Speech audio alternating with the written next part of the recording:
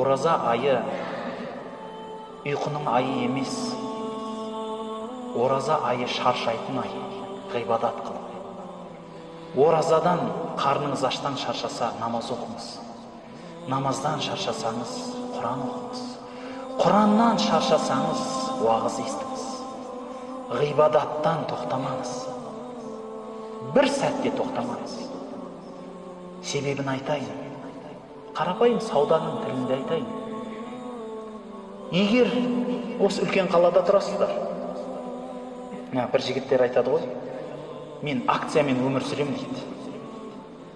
Неге десе, енді сол кездер жеңілдік болады, телефон алсам да сол кезде барам, машина алсам да, киім кисем де сол акцияны іздеп жүрем дейді.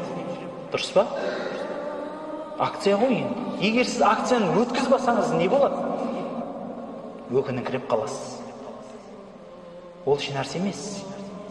Егер сізге сондай бір акция келсе, сіздің армандап жүрген затыңыз өте арзан, қолыңызда тұрған ақшамен келсе, сіз оны өткізіп алсаңыз, өзіңізге не дейсіз? Не дейсіз өзіңізге? Пәленше, сенен асқан ақымақ жоқ шығар дейсіз. Дұрыс па?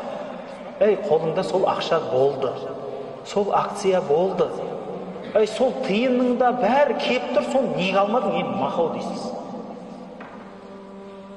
Бауырлар, ораза айы адамның бүкіл күнәсін кешіретін ай. Бүкіл күнәсін кешіретін ай. Ғалымдарымыз айтады, Алла тағала күніге өзіне бас иген, ораза тұтқан, өзіне серік қоспаған адамдарды дозақтан азат етіп жататын ай дейді. Күніге дозақтан азатты қаласыз. Күніге. Күнәңіз тау-тау, теңіздің көбігіндей болса да кешіріліп жатады. Не деген акция? Күнәнің бәрі жоқ болады. Сауаптың бәрі есе болатын.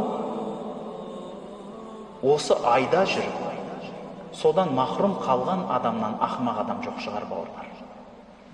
Сол дүниедегі ең ақымақ адам сол шығар.